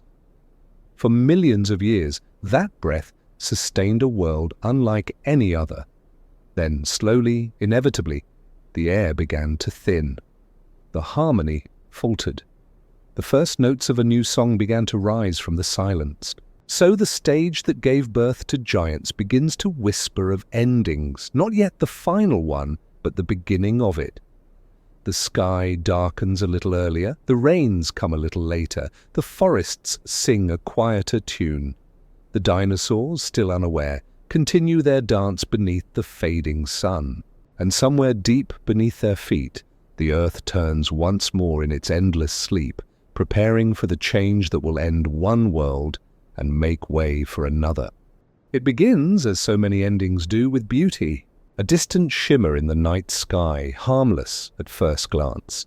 To any creature gazing upward, it might have looked like a star that had simply decided to move, a bright, wandering light tracing a path across the heavens. There was no reason for fear. The forest still glowed with heat, the air still carried the hum of life, and the world below went on unaware that one of the universe's oldest patterns, creation through destruction, was about to unfold again. What is the sound of a world changing forever? It does not begin with thunder or screams. It begins in silence. The meteor, a mountain of stone and ice, cut through the void faster than thought. It had traveled for millions of years, older than every fossil buried beneath the continents, older even than the Earth's own balance of breath and ocean. It came not with intent, but with inevitability, a fragment of cosmic momentum carrying the indifferent weight of fate. When it struck, it did not strike the ground so much as the soul of the planet. The moment lasted less than a heartbeat, yet it reshaped everything that would ever come after. A wall of fire rose higher than the clouds, vaporizing seas, shattering forests, and igniting the air itself. The sky, once a dome of gentle blue, turned white-hot, then red, then black. For thousands of miles nothing stood. The shockwave rippled around the globe, bending the crust of the earth like a drumhead. It was as if the planet itself had cried out. The dinosaurs, those titans of life and rhythm, never saw it coming. In the moments before, they lived as they always had. Herds grazed near rivers that would soon boil. Wings sliced through air that would soon turn to ash. And then all at once the world they knew dissolved into chaos. Forests exploded into flame. Winds howled with hurricane force. Even the great oceans surged with shock waves that rippled across their depths, lifting tsunamis that clawed at the continents. Above it all, the sky burned. Fire rained for hours, then days, until the earth's surface glowed like molten glass. And when at last the flames began to fade, the darkness came. The ash rose high enough to touch the edge of space, forming a veil that blotted out the sun. Day vanished. Night ruled. The temperature fell like a dying breath. The plants that had fed the world with light began to wither, and with them everything else began to starve. The catastrophe was not just an impact, it was a rewriting of the planet's entire script. The meteor's descent marked the end of the Mesozoic, the age of dinosaurs, but it also began something new. In that blackened world where only the echoes of wings and roars remained, a deeper truth took shape. Survival is not about strength. It is about endurance, adaptability, patience. The mightiest fell and the smallest endured. Imagine the days that followed. The world cloaked in shadow, a chill settling into the bones of the earth. For months, perhaps years, sunlight struggled to pierce the haze. The air grew heavy with the scent of soot and decay. Rivers ran thick with ash. The once green forests became skeletons of charcoal. In that near-eternal twilight, the songs of life grew quiet. The great reptiles that had once ruled every corner of the world staggered beneath hunger and cold. Some searched for food that no longer existed. Others waited for warmth that would never return. And yet in this despair there was movement. Beneath the soil, in burrows and cracks and hidden roots, smaller lives stirred. Mammals no larger than a hand crept out into the gloom. They fed on what remained, the seeds, the insects, the fragments of what had been. Each breath they took was a rebellion against extinction. In the quiet they endured what giants could not. It's almost poetic, isn't it? that a world so dominated by grandeur and noise would be reset by silence. The meteor did not just erase, it equalized. It stripped the planet down to its bones, forcing life to start again. The dinosaurs had shaped the Earth for over 160 million years, their footsteps defining epochs. But in one flash of cosmic indifference, everything changed. And yet, there is no cruelty in this story, only the vast rhythm of time. The meteor was not punishment, not malice, but motion, a continuation of the same cosmic dance that birthed stars and sculpted planets. The universe creates through collision. It evolves through endings. It renews through loss. The dinosaurs, in their fall, became part of that sacred exchange. Their end was the beginning of everything that would follow. The impact site, now called Chicxulub, still bears the scar, a vast crater buried beneath the Yucatan Peninsula, where ocean meets memory. Even today, deep underground, the rocks whisper of that day, minerals fused by unimaginable heat, layers of ash that mark the boundary between two worlds, the one that was and the one that would be. Every fossil found above that layer belongs to a different Earth, an after-Earth.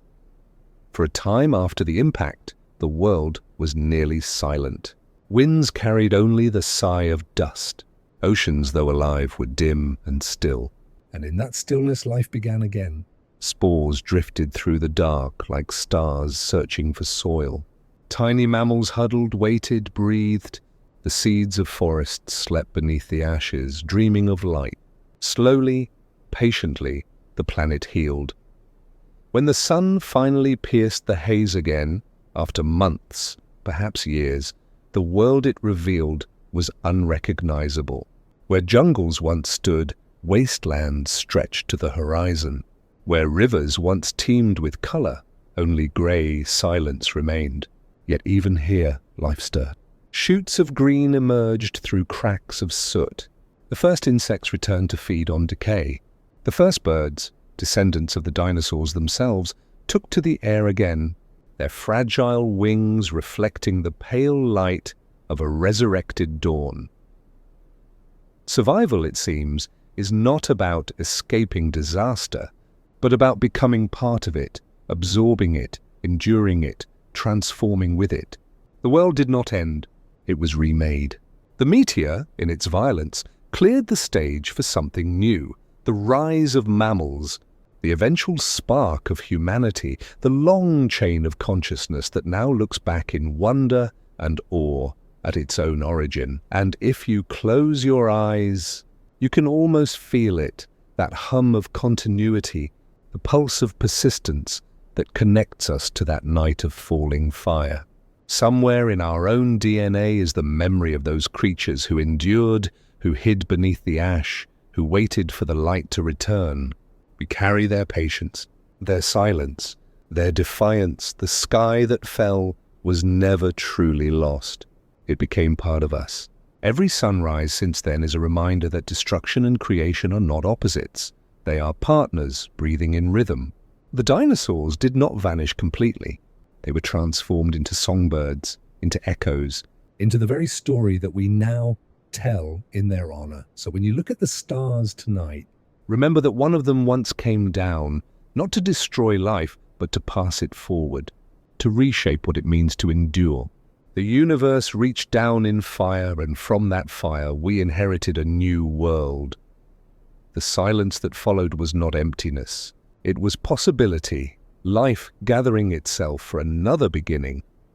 The fire had ended, but its echo remained. The earth was quiet now, too quiet. The winds no longer screamed, they whispered. The oceans no longer boiled, they sighed, heavy and slow. Across continents the ground was blanketed in grey, a shroud of ash thick enough to hide what once was. The age of giants had fallen silent, and in its place came a stillness so deep it felt like the world itself was holding its breath. Yet even in ruin there was rhythm. Beneath the charred soil seeds slept, wrapped in the dust of extinction. Their dormancy was not death, it was patience. The sun, dim behind its veil of soot, returned by degrees, its light feeble but insistent. When it finally touched the surface, faint warmth met waiting roots. Life, cautious and trembling, began to stir. The first green returned like a whisper. Ferns unfurling from the blackness. Moss creeping along the edges of forgotten rivers, a timid defiance against the desolation. Insects followed, tiny architects of renewal, breaking down what remained into the raw material of rebirth. And where the great reptiles had fallen, new forms emerged, small, quick, adaptable. Each creature carried forward the silent memory of what had come before. It would take thousands of years for the earth to heal, but time is patient where life is concerned. The atmosphere slowly cleared, sunlight once again scattered through a sky no longer burdened with ash. Rains came, washing away soot, carving fresh paths through the land. Forests grew again, not as vast or ancient as before, but different, more intricate, more diverse. In those reborn ecosystems, mammals thrived. They had survived the darkness by hiding, by enduring, by bending rather than breaking. Now they emerged into the light of a new epoch. Some scurried along the forest floor. Others climbed, glided, hunted. Their eyes were wide and watchful, their instincts tuned to a world that could change in a single heartbeat. Each generation learned to live in balance with uncertainty. The dinosaurs, though gone in form, remained in spirit. In every bird that took flight, there was a trace of their grace, a whisper of wings that had once shadowed entire valleys. The bones of the fallen turned to stone, preserving stories too vast for memory alone. Each fossil became a sentence in the Earth's grand journal, written in the language of pressure and time. And through those stones the planet remembered. Memory, after all, is not confined to minds. It seeps into matter. It hides in the layers of rock, in the sequence of genes, in the quiet persistence of evolution. The world remembers not through thought, but through adaptation. The creatures that emerged from the ashes were not starting over. They were continuing, carrying forward the legacy of endurance written in their blood. Imagine one of those first mammals, a small, trembling creature, its fur matted with soot, its eyes reflecting the dim sky. It does not understand the loss that shaped its world. It does not mourn the giants that came before. And yet, in its pulse, in its breath, in its need to live, it carries the echo of everything that perished. That is the essence of memory, not recollection, but inheritance. As millennia passed, the Earth transformed again. Continents drifted, climates shifted, and life diversified in endless experimentation. What began as fragments of survival grew into ecosystems of astonishing complexity. From the ashes of a single catastrophe arose a tapestry of forms more intricate than any before it.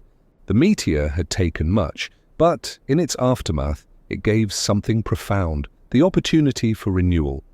And so the world began to dream again. Rivers sparkled with new life.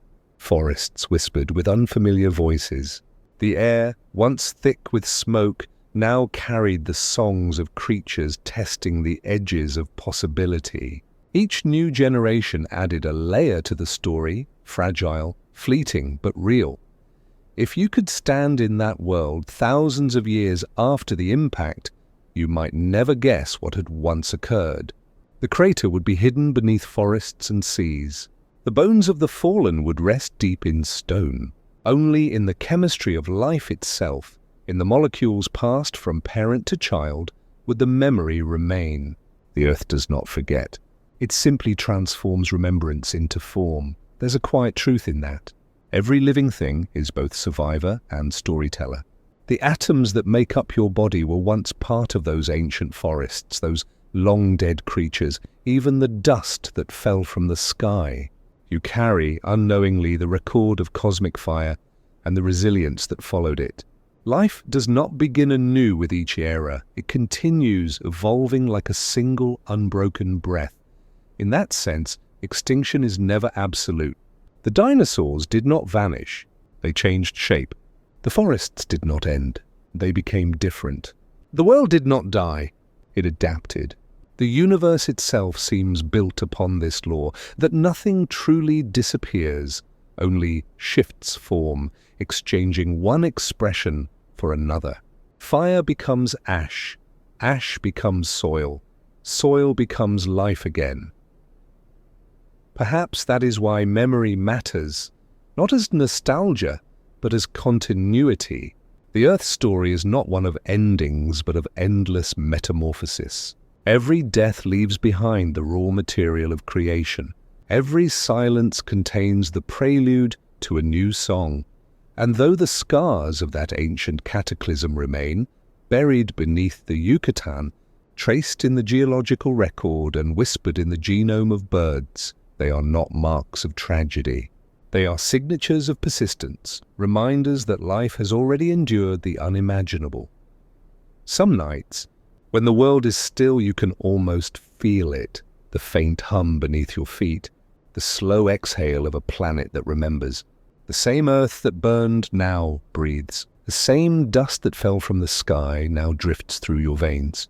You are, in every sense, made of memory. The age of dinosaurs ended, but their story did not. It lives in stone, in wings, in the pulse of all that followed. It lives in us. We are the continuation of that same rhythm, the same hunger to survive, to adapt, to remember. And so as the planet turned once more toward light, the ashes gave way to green. The silence softened into song. And the earth, scarred but unbroken, began again. Nothing truly vanishes. It transforms. Look up. The sky, that endless blue ocean above you, carries the last whispers of a vanished world.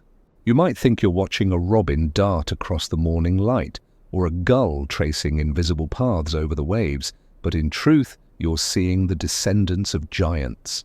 Every feather that shivers in the wind is a page from an ancient story, written not in ink, but in evolution. The dinosaurs never truly disappeared. They learned to fly. Good evening, and welcome back to Late Night Science. As you listen tonight, wherever you are, beneath quiet city skies or wrapped in country silence, imagine this. Each bird you hear outside your window is an echo of the Mesozoic. Every trill, every wing beat, every spark of color is the memory of an age that refused to end. When the world burned and the skies darkened, only the smallest, most adaptable creatures survived. Among them were a few delicate lineages of feathered dinosaurs, tiny bird-like beings whose light bones and hidden nests shielded them from extinction's fire. When the dust finally settled, they emerged into the silence of a newborn world, blinking at the pale sun, unaware that they carried within them the future of flight.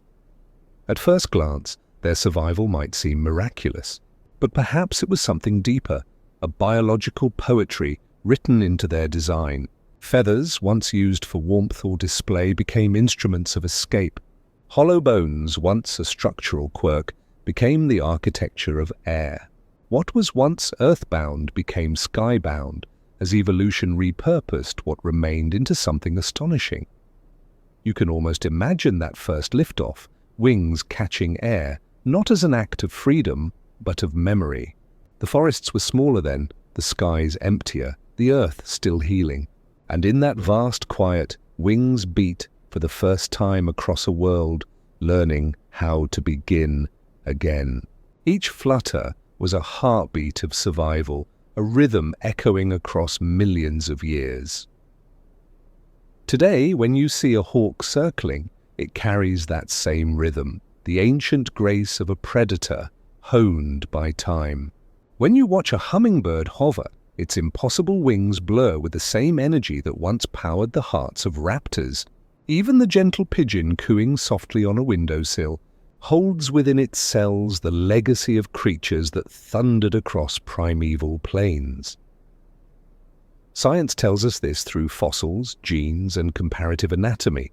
A bird's wishbone, the furcula, is the same structure that once anchored the chest muscles of a tyrannosaur. The scales on their legs whisper of their reptilian past. Their embryos, in early development, momentarily wear the ghostly features of their ancestors: tiny claws, long tails, a faint echo of what evolution remembers before it moves on. The evidence is there, layer upon layer, like a palimpsest, where old stories linger beneath the new. But there's also a softer truth, one that science alone cannot capture. It's the poetry of continuity. To see a bird glide across the dawn is to glimpse time folding in on itself, the past breathing through the present. The sky has always belonged to the dreamers of evolution, the ones who dared to trade Earth for air, wait for freedom. You might notice how birds behave as if they remember something older than themselves, the way they migrate along invisible routes across continents, as if tracing maps drawn long before humans existed, the way they build nests with delicate precision, an architectural instinct passed through countless generations, or the way they sing, not for survival alone, but seemingly for the joy of existence itself. Their music is older than memory, yet familiar to us. Perhaps because it stirs something in our own shared DNA, the echo of life that refused to vanish. Even the shape of a bird's eye tells a story. Wide alert, always scanning. In their gaze, you can almost sense the alertness of the old world, the vigilance of a lineage that once had to watch for predators and storms, and the shifting moods of an unforgiving earth. That alertness never faded. It only changed context. The jungle of the Cretaceous became the sky of today.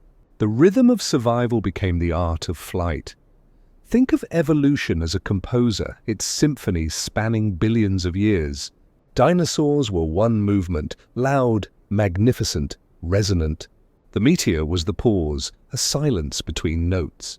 And birds became the next melody, lighter, subtler, but carrying the same motifs. You hear them every morning, that continuation of the Earth's oldest song, and isn't it remarkable how the survivors of the greatest extinction event now surround us so completely? They wake us at dawn, they colour our skies, they perch on every wire and rooftop, as if to remind us that life never truly stops, it only changes its tempo. The dinosaurs, once rulers of land, now rule the air in quieter, more graceful form. Power transformed into elegance. Survival became art. If you listen closely, you can hear them even now. Chirps, whistles, distant calls drifting through the night. Each sound a thread connecting this moment to an age when the world was young. The same starlight that shone upon the great herds of the past now falls upon their descendants' feathers. Nothing is lost. It only changes shape. There's something humbling about that realization. To know that life is not defined by its grandeur, but by its persistence. That the same lineage which once wielded claws and teeth now wields wings and song. That evolution's true triumph isn't domination, it's endurance through transformation. The birds that soar above us do not carry nostalgia. They carry continuity. They are the living memory of Earth's ability to begin again, to weave beauty from ruin. When you see them glide across a sunset, their silhouettes burn gold against the fading light. And for a moment, it's as if the age of dinosaurs still lingers, silent, but alive in motion. Perhaps that's the real secret the birds keep. They do not mourn what was lost, they embody what remains. They remind us that memory need not be heavy. It can have wings, and so the next time you look to the sky, remember, you are not just watching a creature of the present. You are watching the past still moving, still breathing, still dreaming in feathered form. The empire of the dinosaurs never truly fell. It simply ascended. Somewhere in that vast blue, the echoes of thunder lizards still hum softly through the air, transformed into song, into color, into grace, and as their music fades into the evening, one question lingers gently, like the last ripple of flight across a quiet horizon. If life can remember so beautifully, what might it become next? Somewhere in the dust, beneath the hum of time, a hand brushes against stone and feels the memory of a life that no longer exists. It's a moment as sacred as it is scientific, a bridge across eons. Humanity, fragile and curious, kneels before the silence of bones. We were not there to see the thunder of giants, yet their echoes reach us through the earth itself. What began as bone becomes revelation. Good evening, and welcome back to Late Night Science. Tonight, we are not traveling backward in time, but inward, into the imagination that dares to rebuild what the universe once erased. As you listen, wherever you are, beneath a ceiling of stars or the quiet comfort of your room, imagine the first archaeologist unearthing a fossilized claw, or the curve of a rib so immense it seems to mock the scale of human life. That small moment of discovery was not just about the past. It was about us, our endless need to understand, to remember, to resurrect. What if dinosaurs didn't just vanish, we once asked, but left behind secrets we're only now uncovering? Perhaps the greatest of those secrets is not about them, but about our own reflection in their story. Because every fossil is a mirror. We see in it our fears of extinction, our longing for immortality, our awe before the unknowable vastness of time. The human imagination is a strange thing. It cannot tolerate emptiness. When knowledge fades, imagination begins to build. And so, from fragments of bone, we conjured entire worlds. We gave the dinosaurs color, muscle, roar, and motion. We painted their scales with fire and shadow. We placed them beneath thunderclouds and let them battle across prehistoric plains. Yet, in doing so, we weren't merely reconstructing biology. We were projecting mythology. Dinosaurs became both monsters and muses, symbols of lost power, and reminders of nature's quiet indifference. When the Victorians first unearthed fossils in the 19th century, the world trembled with the realization that creation was older, wilder, and less human-centered than anyone had dared to believe. These bones whispered of epochs without us, ages when time itself seemed to have a different rhythm. In their shapes, people saw both terror and beauty. Churches debated, poets dreamt, and scientists argued about what it meant for life to be so ancient.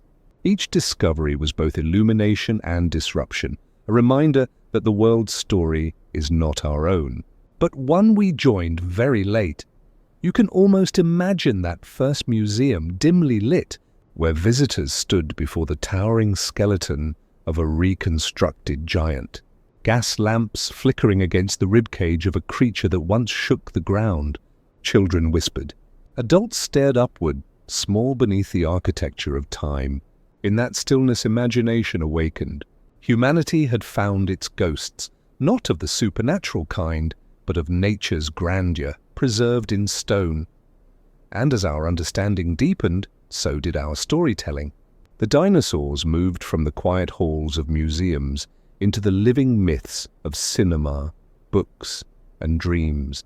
We gave them voices, tempers, instincts, even emotions. We turned their extinction into allegory, their existence into metaphor. To study them was to study survival. To lose them was to understand fragility. They became the language through which we discuss the impermanence of all things. Science and imagination are not enemies, they are twin flames. One seeks evidence, the other seeks meaning. The bones tell us what was. Our minds tell us why it matters. When paleontologists map the lineage of a species, they are also mapping the shape of human wonder. Because it takes more than intellect to look at an ancient fossil and feel time folding upon itself, it takes reverence. We name them with care: Tyrannosaurus rex, Triceratops horridus, Archaeopteryx lithographica. Even their names sound like poetry carved from Latin thunder. Each name an attempt to capture what can never truly be captured, the raw pulse of life that once animated the stones we hold. Naming is how we make peace with mystery. It's how we say we see you. We remember, and yet what fascinates us most is not their existence but their absence. The dinosaurs are an eternal reminder that everything powerful, beautiful, and immense will one day pass. Civilization, species, even stars, none escape the rhythm of impermanence. In their bones, we see our own mortality reflected. The same earth that birthed them will one day absorb us. Perhaps this is why we dig. To touch what once was, to delay the forgetting. Still, there is a kind of hope in their story, because though they fell, life continued. Their legacy shaped the very ecosystems that would nurture mammals, primates, and eventually us. We carry within our biology the ripples of their reign. The air we breathe, the soil that cradles us, the carbon in our bones, all once cycled through the lungs and blood of those ancient beings. To remember them is to remember ourselves. Listen closely to the rhythm of human curiosity. It beats in sync with the ancient heartbeat of the earth. We are the species that digs, questions, reconstructs. When we look at fossils, we are not merely studying the past. We are listening for the echoes of our own beginnings. Because what we call imagination is, at its core, the earth remembering through us. And so we turn bones into bridges between epochs, between minds, between what was and what still could be. We carve them into museums, into art, into the myths our children will inherit. We bring them to life in stories, not because we cannot let go, but because we cannot resist wonder. That is the true legacy of the dinosaurs, not their extinction, but the awakening of human imagination that followed. Perhaps in some quiet cosmic way, they were meant to live again, this time through thought, language, and dream. For if the dinosaurs teach us anything, it is that no life is ever truly lost. It simply waits for a new form in which to be remembered. So tonight, as you drift in thought, imagine that first scientist kneeling beside a fossilized track, brushing away the dirt of millions of years. In that small motion, time collapsed, and imagination stirred. From that day onward, the lost reality of the dinosaurs became part of our own, and as the dust of discovery settles, one soft question remains, one that hums quietly beneath every museum display, every childhood fascination, every story told under the glow of a late-night lamp. When we look into the eyes of the past, are we remembering them or are they remembering us? What if dinosaurs didn't just vanish, but left behind secrets we're only now uncovering? You remember that question, the one that opened our journey soft as a whisper in the dark. Now, after wandering through molten worlds and feathered skies, through extinction and rebirth, we return to it once more. Because at the edge of memory, the line between science and wonder begins to blur. The dinosaurs are gone, yes, but their reality still shimmers, faint and luminous, beneath the skin of the world. Close your eyes for a moment. Imagine their world as it truly was, not the simplified visions of books or films, but the living, breathing planet that thrummed beneath their feet. The forests would have glowed in strange greens, leaves wider than your outstretched arms, ferns rising like living sculptures into the mist. The air, heavier, richer, carried scents of resin and soil and storm. Insects the size of your hand hummed through the damp light, while the distant calls of colossal creatures echoed across canyons still young. The earth then was not a static stage, it was a pulse, a vast and rhythmic organism. Science can tell us much about this world, its temperatures, its ecosystems, the diets and anatomies of its inhabitants. We can reconstruct the tilt of its axis, the density of its atmosphere, the chemistry of its oceans. But none of that can quite capture the feeling of being there, the weight of that sky, the texture of that silence. Only imagination can step into that gap, painting emotion into the outline of evidence. To understand the dinosaurs fully, we must do more than analyze them. We must listen for them. Imagine walking through that primeval forest at dawn. Mist clings to your skin, and the earth beneath your feet is warm from distant volcanic breath. The sound that reaches you is not a roar, but a low vibration that moves through your ribs like thunder, still thinking itself into existence. A sauropod, its neck rising into the canopy, moves slowly through beams of amber light. It does not rush, because time itself feels slower here, each heartbeat a small eternity. Somewhere nearby, a smaller creature scratches the earth, testing the air with cautious intelligence. Feathers shimmer in dawn's light. Scales glisten like wet stone. Life is everywhere, fluid, intertwined, purposeful.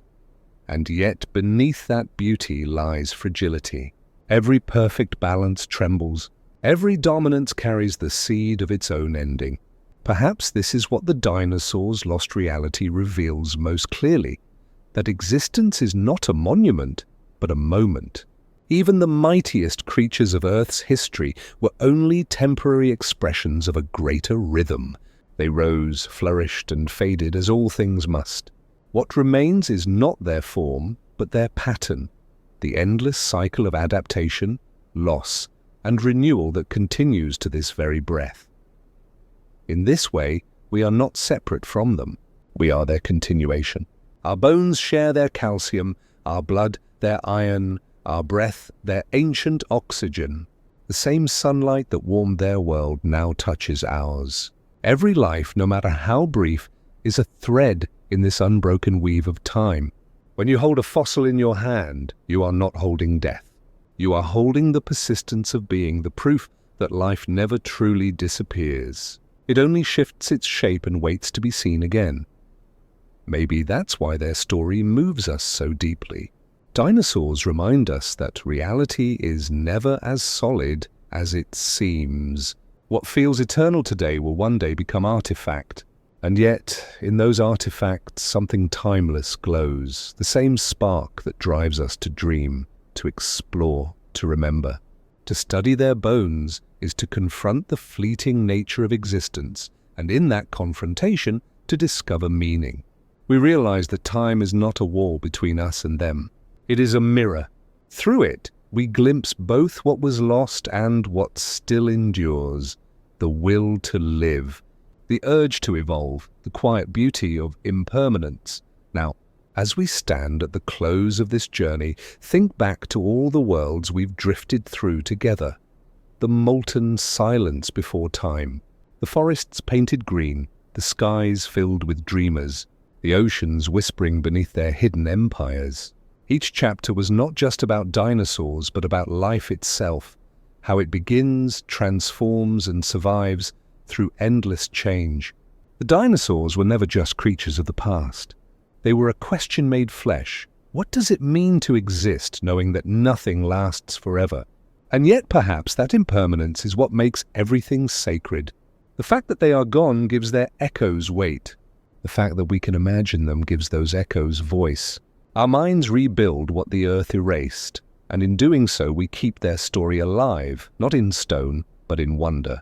Their world is lost, yes, but not forgotten. It exists in every child's drawing, every fossil exhibit, every dream of creatures that once ruled the dawn. It lives in our collective memory, woven through curiosity, reverence, and awe. So tonight, as you sit beneath the same stars that once watched over their sleeping forms, let that thought settle softly around you. We are all part of a story far older than our names. The earth remembers everything, every heartbeat, every footprint, every echo.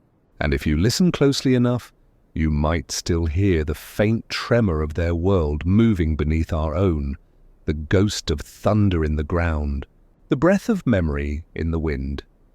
Thank you for joining this journey through the lost reality of the dinosaurs. If this story has moved you, I invite you gently to stay with us. Like, subscribe, and share where in this vast world you've been listening from. Together we can keep exploring the quiet wonders of existence, one night, one mystery at a time, and as the night deepens, May your thoughts drift softly across the ages, through time's open corridors, toward dreams where the ancient forests breathe again and the forgotten sky fills with wings. For even now, in the silence between worlds, life remembers itself through us. Good night.